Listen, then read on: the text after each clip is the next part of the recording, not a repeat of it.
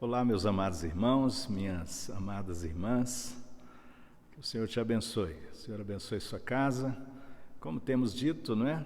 Reúna aí seu pessoal, junta todo mundo, vamos trazer o nosso coração e a nossa mente cativos aí à presença de Cristo Jesus. Que o Senhor continue sustentando sua vida, sua família, continue fortalecendo o coração, a fé, em meio aos grandes desafios da vida em nome de Jesus.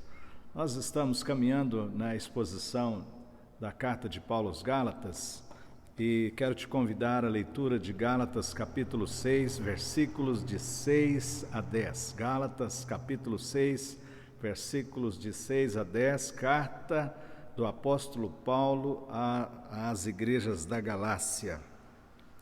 Nos diz a palavra, Gálatas capítulo 6, versículos de 6 a 10. Mas aquele que está sendo instruído na palavra, faça participante de todas as coisas boas aquele que o instrui. Não vos enganeis, de Deus não se zomba, pois aquilo que o homem semear, isso também ceifará. Porque o que semeia para a sua própria carne, da carne colherá corrupção, mas o que semeia para o Espírito, do Espírito colherá vida eterna. E não nos cansemos de fazer o bem, porque a seu tempo ceifaremos, se não desfalecermos. Por isso, enquanto tivermos oportunidade, façamos o bem a todos, mas principalmente aos da família da fé. Vamos orar, vamos pedir que o Senhor fale ao nosso coração. Pai, nós pedimos em nome de Jesus, fala conosco agora por Tua palavra, Senhor, alimenta o nosso ser, visita cada família, cada irmão, cada irmã querida, Senhor, que ouve Tua palavra nesse momento. Reveste-nos de Ti, renova a nossa esperança, a nossa fé, a nossa alegria de viver. Pedimos em nome de Jesus, amém, amém. Queridos, nós temos visto que a carta de Paulo aos Gálatas, ela tem esse propósito mais profundo de tratar justamente sobre a questão da graça. Os Gálatas foram alcançados pelo Evangelho a partir da vida de Paulo, vieram alguns irmãos judaizantes que eram apegados ao judaísmo e tentavam impor as regras judaicas ao povo a que se tinha convertido, tentando uma mistura de cristianismo com judaísmo. Conquanto o cristianismo seja judaico em termos de suas origens, ele não é judaísmo, né? Jesus veio cumprir a lei, ele cumpriu a lei por nós, e agora a condenação da lei e a necessidade, então, de tentar fazer alguma coisa da lei, das obras da lei, para merecer perdão, graça e misericórdia de Deus, isso não tem qualquer sentido, e é isso que os judaizantes estavam tentando fazer com os Gálatas. E Paulo vai gastar todo, então, vários capítulos aprofundando nesse tema, mostrando que realmente fomos libertos da condenação da lei, da condenação do pecado, por graça, por misericórdia e por bondade de Deus. Ele, no capítulo 6, agora ele está trazendo implicações muito práticas para essa questão de viver pela graça, de viver a graça que nos foi dada em Cristo Jesus. E nesse momento, então, ele fala aí dessa necessidade muito prática de discernirmos sobre a lei da semeadura, discernimentos sobre a lei da semeadura. É o tema, então, que quero compartilhar, porque há uma semeadura, nós estamos semeando, e precisamos discernir diante da questão tão maravilhosa que ele tanto tratou até agora da graça, como discernir a questão desta lei da semeadura. Existe uma lei da semeadura. Dr. John Stott diz que é uma lei que não pode ser mudada, que não vai ser mudada, de fato, a lei divina da semeadura. E o primeiro aspecto, então, que eu quero trazer para nós, é que ele diz aí que aquele que está sendo instruído na palavra faça participante de todas as coisas boas aquele que o instrui. Ele está falando aqui justamente que o que instrui os pastores, aqueles obreiros que dependem da igreja, deveriam ter alegria de serem sustentados pela igreja. E ele continua falando, e eu quero gastar mais tempo aí então, nessa questão da semeadura, onde ele diz que nós percebemos em todo o contexto aqui, falar de semear. Falar de semear. Semear com esperança, seria o nosso primeiro ponto, semear com esperança. Quando a palavra diz aquilo que a gente planta, a gente vai colher, nós precisamos, como cristãos, como filhos que estamos debaixo da graça de Deus, entender que a graça para o que nós estamos fazendo em termos de semeadura. A graça não nos permite comodismo, esse descanso na graça que alguns têm, não é? Não, eu estou salvo pela graça, eu não sou salvo pelas obras, mas eu preciso criar meus filhos, eu preciso exercer meu ministério, eu preciso cuidar daquilo que Deus pôs em minhas mãos. Então, queridos, nós precisamos semear com fé, semear com esperança. Como é que você acorda cada dia para ir para o trabalho? Como é que você tem pensado os projetos que Deus põe na sua mão? Então, eu quero dizer uma coisa para você. Sonhe os sonhos de Deus, não os seus próprios sonhos. Muitos têm falado, né? Sonhe os seus sonhos, sonhe os seus projetos, mas esquecem que às vezes a gente está estimulando o egoísmo, o egocentrismo, com essas questões de você tem que sonhar, e muitos crentes estão sonhando sonhos egoístas. Mas deixa eu manter aqui esse ponto, porque ele é extremamente positivo, semear com esperança, sonhar os sonhos de Deus. O que Deus tem para a sua empresa, o que Deus tem para o seu trabalho, o que Deus tem em termos da sua formação, quais são os projetos de Deus. Ponha Deus, pense na glória de Deus e comece a renovar aí esse plano no seu coração de semear com esperança na vida dos seus filhos, semear com esperança na vida do seu cônjuge, ser uma pessoa cheia de fé, que acredita que Deus está envolvido nos seus projetos, na sua vida. Então, viver pela graça implica essa coragem a cada dia de ir para o trabalho, de estudar, de viver, de ser uma bênção neste mundo como instrumentos nas mãos de Deus, por mais que os dias sejam difíceis, por mais que tenhamos tantos contraditórios diante de nós devemos semear com esperança.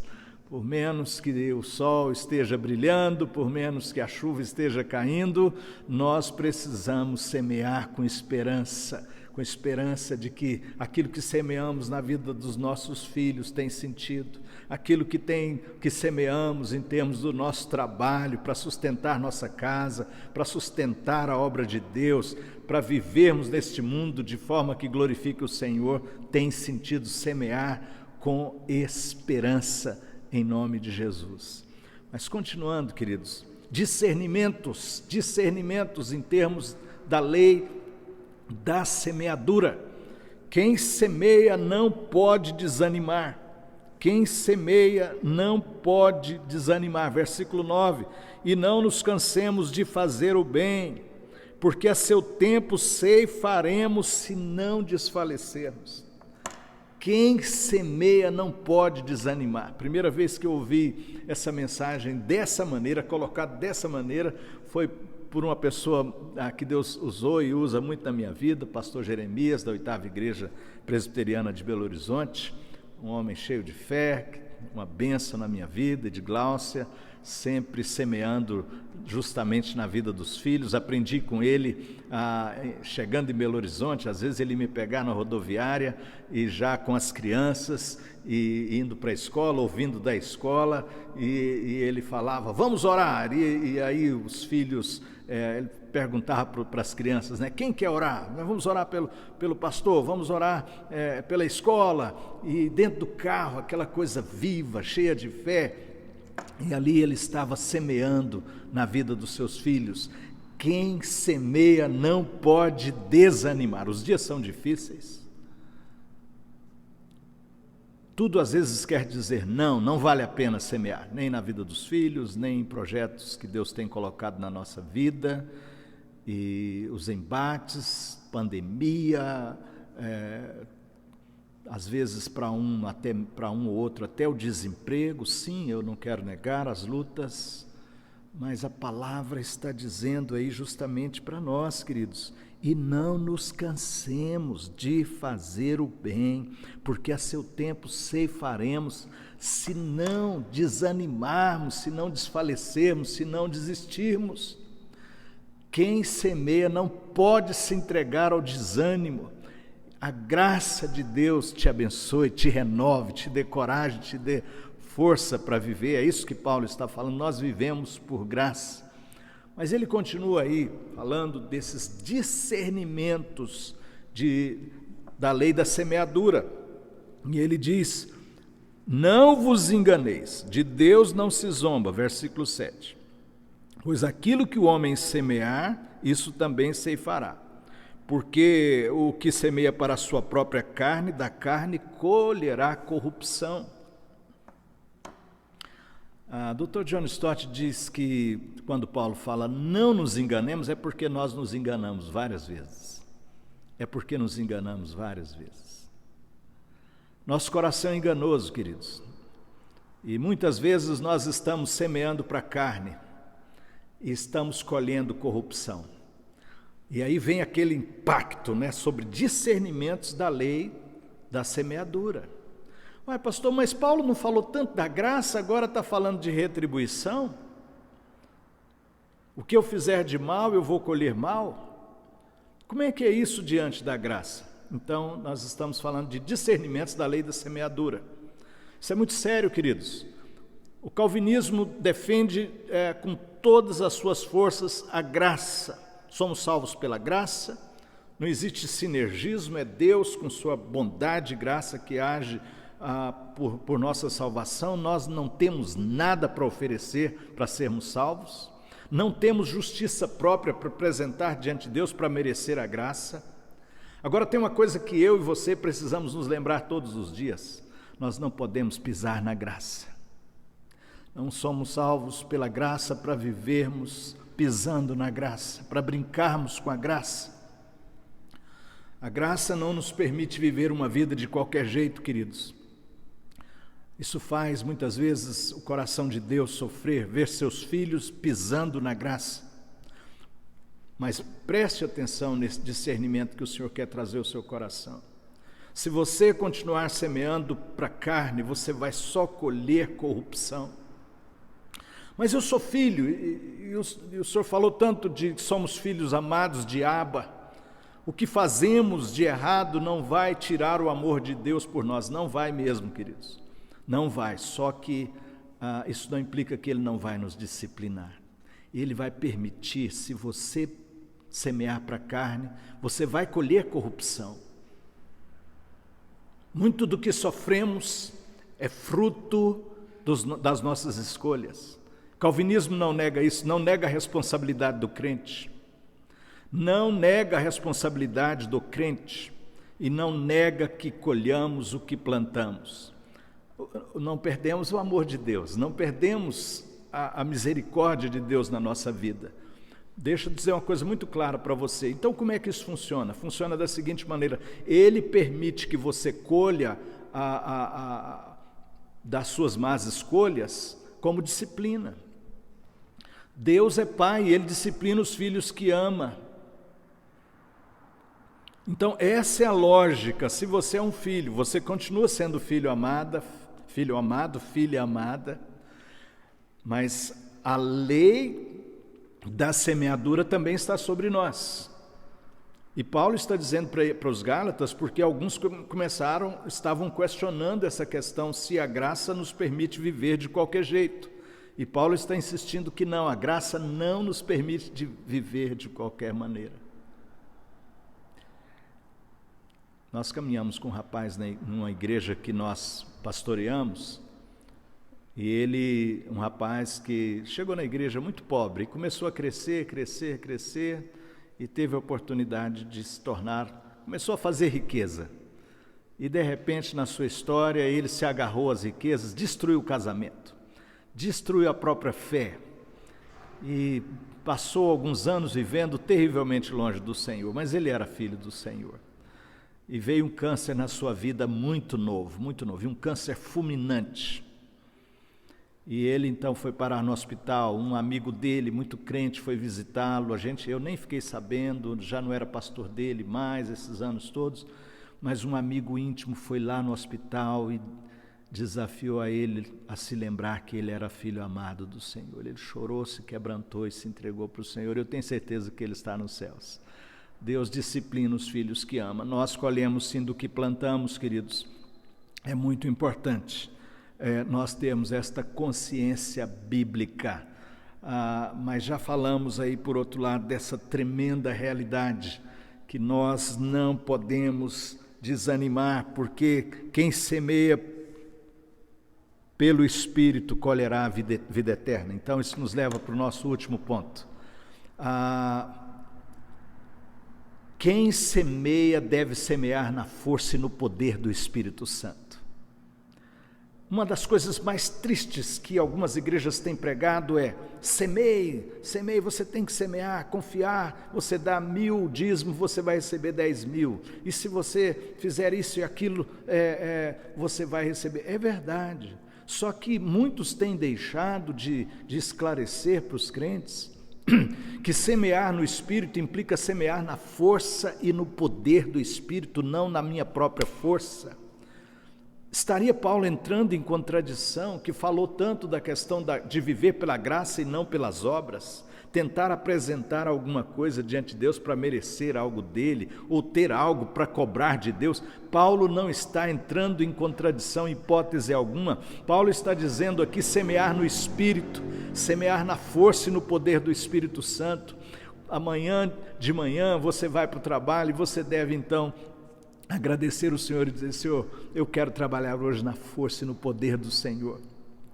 Tudo que você fizer, faça na força que Deus te der, na força que Deus nos dá. Não faça na força da carne, não faça baseado em justiça própria. Viva pelo Espírito, ande no Espírito, dependa do Espírito, viva de acordo com os frutos do Espírito Santo, semeie na vida dos seus filhos, no poder do Espírito Santo, com fé e na dependência do Espírito Santo. Semeie no seu trabalho, nos seus projetos, com essa confiança, com essa dependência do poder do Espírito Santo na sua vida, em nome de Jesus. Não faça nada firmado na sua própria força. Uma coisa muito importante que Deus disse para Israel no Antigo Testamento, quando eles entraram na terra prometida: quando vocês entrarem na terra que o Senhor está dando para vocês, nunca, quando vocês tiverem alguma vitória, digam: o meu braço fez isso. Nunca, porque devemos semear na força e no poder do Espírito Santo. Quais são as implicações dessa palavra para a sua vida? Justamente, queridos, semeie com esperança. Tem esse discernimento forte na sua vida de não semear para a carne, porque ainda que sejamos filhos amados, vamos colher corrupção, porque Deus disciplina os filhos que ama. Mas não desanime. Quem semeia não pode desanimar. E semeie na força e no poder do Espírito Santo. Deus quer que você tome atitudes diante dessa palavra. Deus quer que você faça uma revisão de vida, apesar da pandemia, de dias difíceis, dias de depressão, mas abrace essa palavra de esperança, de fé, de coragem.